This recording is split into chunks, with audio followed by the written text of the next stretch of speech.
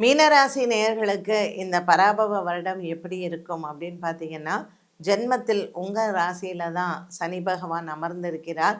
வருட பிறப்பு அப்படின்னு பார்க்கும் பொழுது சந்திர பகவான் 12ஆம் இடத்தில் ராகுவுடன் சஞ்சாரம்.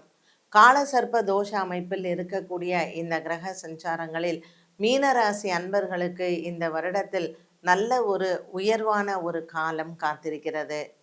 வைகாசி மாதம் ஜூன் மாதம் 2ஆம் தேதி வரக்கூடிய குரு பெயர்ச்சியானது 5ஆம் இடத்தில் உச்சபலத்தை பெற்று குரு பகவான் ராசியை பார்க்க போகிறார்.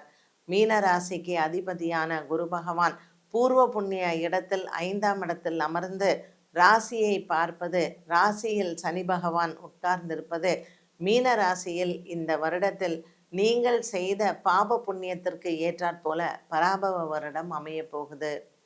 இதுவரையில் குலதெய்வ வழிபாடுகள் மற்றும் உங்களினுடைய பித்ரு காரியங்கள் ஒழுங்கு முறையாக செய்த அனைவருக்குமே ஒரு நல்ல ஆண்டாக அமையும். இதுவரையில் செய்யாமல் இருந்தவர்களுக்கு அது செய்யக்கூடிய ஆண்டாக அமைகிறது. மீனராசி அன்பர்களுக்கு பூரட்டாதி நட்சத்திரக்காரர்களுக்கு குழந்தை பிறப்பு இதுவரையில் நீங்கள் எதிர்பார்த்து கொண்டிருப்பவர்களுக்கு நல்ல செய்திகள் குரு பெயர்ச்சிக்கு பிறகு வரக்கூடும். பெண் குழந்தை பிறப்புகள் மீனராசி நேயர்களுக்கு இந்த வருடத்தில் நிச்சயமாக உண்டு. உத்திரட்டாதி நட்சத்திரக்காரர்களுக்கு இதுவரையில் முட்டு வலி மற்றும் கால் சம்பந்தப்பட்ட பிரச்சனைகள், கால் அறுவை சிகிச்சை இது போன்ற விவகாரங்களில் இருந்தவர்களுக்கு ஒரு நல்ல முன்னேற்றமும் உடல் ஆரோக்கியத்தில் நல்ல தேர்ச்சியையும் பார்க்கலாம். மன அழுத்தம் இருந்தவர்களுக்கு அந்த மன அழுத்தத்திலிருந்து வெளிவரக்கூடிய ஒரு காலகட்டம். ரேவதி நட்சத்திரக்காரர்களுக்கு பிள்ளைகளிடத்தில் இதுவரையில் இருந்து வந்த ஒரு மனஸ்தாபம் தீரும். பிள்ளைகளால் கடனில் இருந்து வந்த இந்த ரேவதி நட்சத்திரக்காரர்களுக்கு கேது பகவான் 6ஆம் இடத்திலிருந்து 5ஆம் இடத்திற்கு வரக்கூடிய காலகட்டத்தில் ஒரு மிகப்பெரிய மன நிம்மதியும், இதுநாள் வரையில் பிள்ளைகளால் பல அவமானங்களோ அல்லது பிரச்சனைகளோ கல்லூரிகள் மற்றும் பள்ளிகளில் இருக்கக்கூடிய ஒரு சூழ்நிலை மாறும். வெளிநாடு சென்று பாடம் பயில எண்ணம் இருக்கக்கூடிய மாணவ மாணவிகளுக்கு இந்த வருடத்தில் அவர்களினுடைய முயற்சிகள் வெற்றி அடையும். மீனராசி அன்பர்களுக்கு ஜென்மத்தில் இருக்கக்கூடிய சனி பகவான் சற்று மனதில் குழப்பங்களையும் தன்னம்பிக்கையை குறைவாக எண்ணக்கூடிய ஒரு காலமாக அமைகிறது. ஆகவே குரு பகவான் உங்களுக்கு 5ஆம் இடத்தில் ஒரு மிகப்பெரிய பலத்தை கொடுக்கும் பொழுது உங்களினுடைய மன தைரியத்தை அதிகப்படுத்தி கொள்ளலாம். இந்த வருடம் மீனராசி நேயர்கள் செய்ய வேண்டிய பரிகாரங்கள் என்று சொன்னால், சனிக்கிழமை தோறும் ஆஞ்சநேயருக்கு வடமாலை சாற்றுவதோ அல்லது மாதத்திற்கு ஒரு முறை வெண்ணெய் காப்பு சாற்றுவது மிகவும் அவசியம். ஜென்மத்தில் இருக்கக்கூடிய சனி பகவானால் ரோக நிவர்த்தி இடம்பெற ஆஞ்சநேயருக்கு வெண்ணெய் காப்பு சாற்றலாம். இதுவரைக்கும் திருமண விஷயத்தில் வீட்டில் பிரச்சனைகள் இருந்தது, காதல் திருமணத்திற்கு பெற்றோர்கள் ஒற்றுக்கொள்ளவில்லை, இப்படிப்பட்ட பல சூழ்நிலைகளில் இந்த ஜென்மச்சனியில் மன உளைச்சல்கள் இருந்த மீனராசி அன்பர்களுக்கு 5ஆம் இடத்திற்கு வரக்கூடிய குரு பகவான் ஒரு மன அமைதியும் சந்தோஷத்தையும் கொடுப்பார்.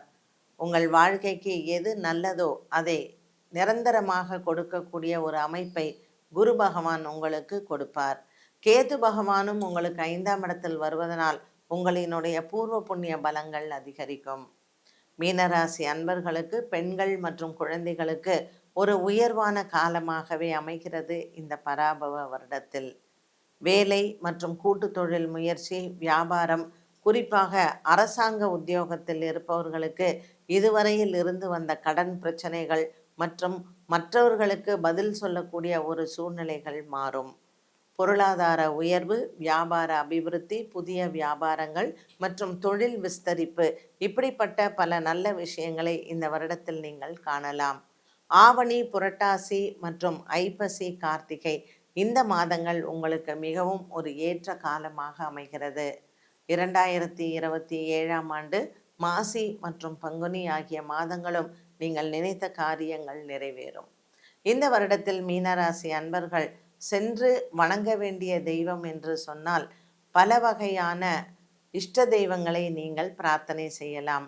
குறிப்பாக அறுபடை முருகனை வணங்குவதோ மற்றும் ஆஞ்சநேயருடைய விஸ்வரூப தரிசனங்களை சென்று கழிப்பது நல்லது.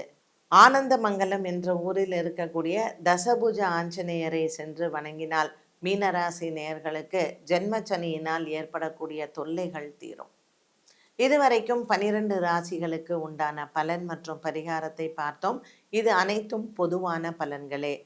கோச்சாரத்தில் இருக்கக்கூடிய கிரக நிலைகளில் கொடுக்கப்பட்ட இந்த பலன்களில் உங்களினுடைய தனிப்பட்ட ஜாதகத்தில் நடக்கக்கூடிய தசா மற்றும் புக்திகளுக்கு ஏற்றாற்போல பலன்கள் உண்டு. இந்த பராபவ ஆண்டு இறைவனின் அனுகிரகத்தால் அனைவருக்கும் நல்ல ஆயுளையும் ஆரோக்கியத்தையும் இறைவன் கொடுக்க வேண்டும் என்ற பிரார்த்தனையோடு விடைபெறுகிறேன். நன்றி, வணக்கம்.